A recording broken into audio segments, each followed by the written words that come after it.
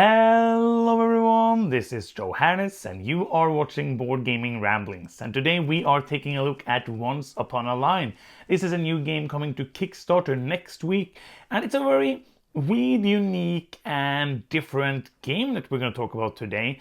I'm going to talk about a little bit of the different elements of the game without spoiling anything, because this is a campaign-driven, story-based word puzzle, word finder, action management game. I don't know. We're going to talk a bit more about what it actually is. Just so you know it, we will have gotten a tutorial that I'm going to show you some pieces of.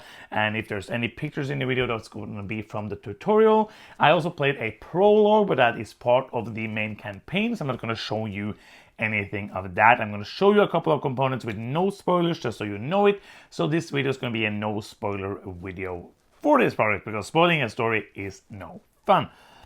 Once Upon a Line. What is it? Let's talk a bit about mechanisms or mechanism what we're going first. This game is a scratching word puzzle game. This is the tutorial board. I'm going to show you how it looks after you played it. We have then scratched off all of these different words over and there and here and there and all of that. In the game you are going to scratch off words. That's basically what you're going to do. You're going to use your character over here. The character is going to have different length of these skill tiles that you're going to use to overlap following different rules to scratch off on the board. So obviously it's a game that's going to be used once and you're going to be done with it. When you scratch off a word and you find a story word, you're going to go through a deck of cards to find you wrote something which has an A, O, and R at the start. You're going to read that card, and that's going to kind of help you to continue going along. It is, as I said, it's a solo or co-op game, and actually one of the few games I have ever sat down to play solo. Because Sunil and I played, so we're going to talk a bit more about what we thought about the game now. First off, this is unique. This is different. If you enjoy word games, I think you will enjoy this just because it's very different and unique. If you don't enjoy word games by any sort, you're not going to like this game. That's like just very simple. So if you see this and you're like, oh, I hate word games, you're not going to like this. We played a tutorial. 2 players did not like it a lot.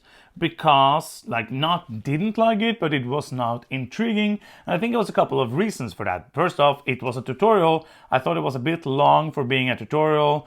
It said it should take 20 minutes. We spent like an hour, and that's the other reason, because we played it 2 players. And this is one of the few games I have ever thought this about.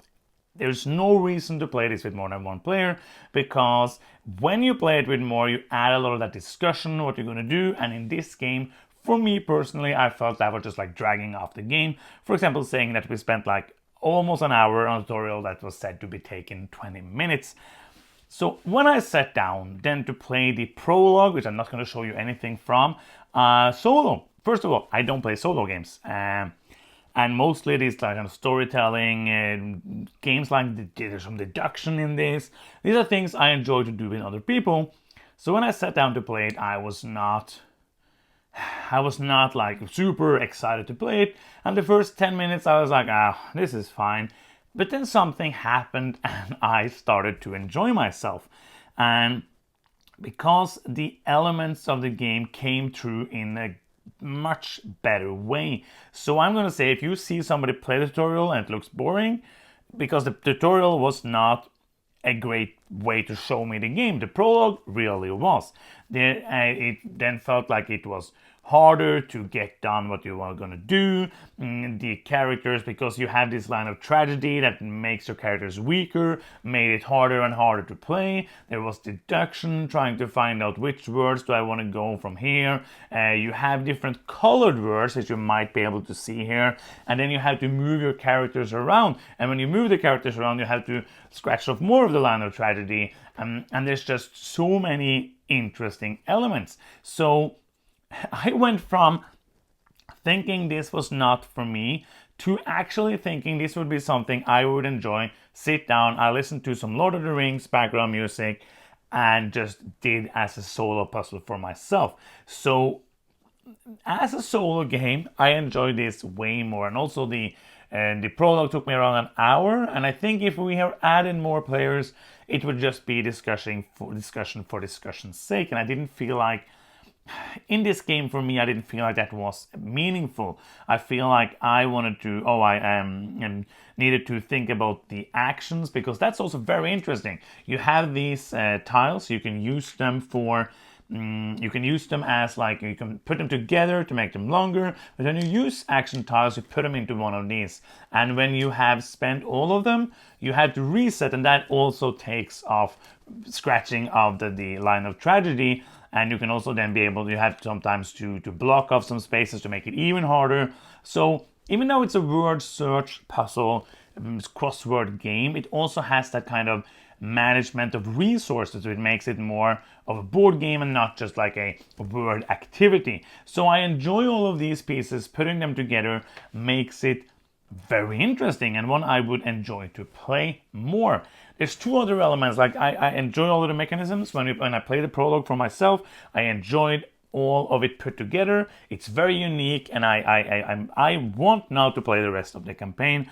Let's talk about the story. The story in the tutorial was meh. The story in the prologue was meh. It was not the story that won me to play it more. It makes me want to play it more. And there was nothing in the story that was kind of like, oh, this is unique, or this is new, or I'm intrigued what's happening. The characters were okay. They had some different... you have a way to upgrade them, which I really enjoyed, to giving like different, basically more the skill tiles that are unique to that character. But other than that, like the story, I'm not going to spoil anything about it, but this is very straightforward, nothing I haven't seen before, but I would hope that the rest of the story is more interesting. But for me, I don't think I would have needed it, because I just enjoyed the puzzle of it, basically. So if you are more about the story, then maybe this, so far of the thing I have played, might not be the best.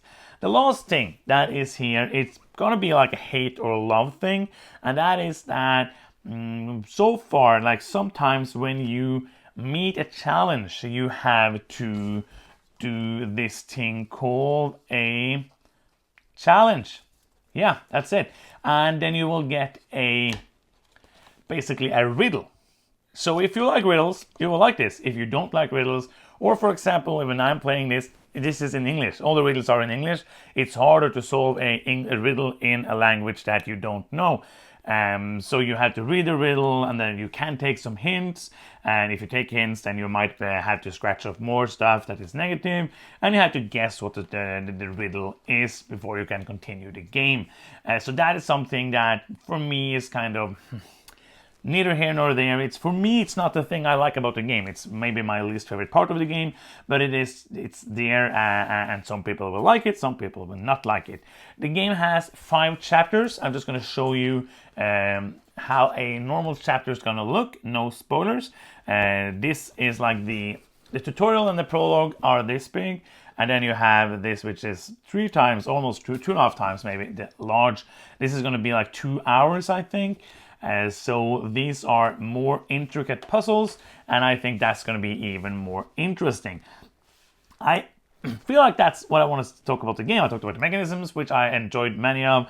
Please don't play the tutorial and not play anything else. I think for me, this is one game that I would like to play solo. I don't feel like you need more players. I feel like that hindered the game a bit. I really enjoy the puzzles of it. I did not love so far the story, but it didn't bother me. I hope that the rest of the story is more intriguing. So far, there's like some things that makes there is things that makes me go like, oh, I would like to see what happens next. But it's not like, oh wow, this is so exciting. But we will see what happens when we play the full version of the game, which I hope to play solo actually. And yeah, so I hope that gave you a good overview and some good thoughts about the game. Just to know that basically from this video, I hope that you understood if this might be a game for you, or if it might be a game that you should pause. There's so many games to play, and you can't back them all, you can't play them all. If this sounds like something you might be interested in, you can go and check out the Kickstarter campaign that launches next week. And that's it. If you are still here and you have not subscribed, you can do so now by clicking the subscribe button. And if you want to do something that's not, then it's free and it's fun. That's what Sunna's usually saying that, but she's not here today. And it's free and it's fun and makes us happy like this. If you want to do something that's not free, you can go to patreon.com/boardgamingramblings and support us there. And that is the end of this video. Thank you so much for watching. I'm Johannes, and you've been watching Board Gaming Ramblings, and bye bye.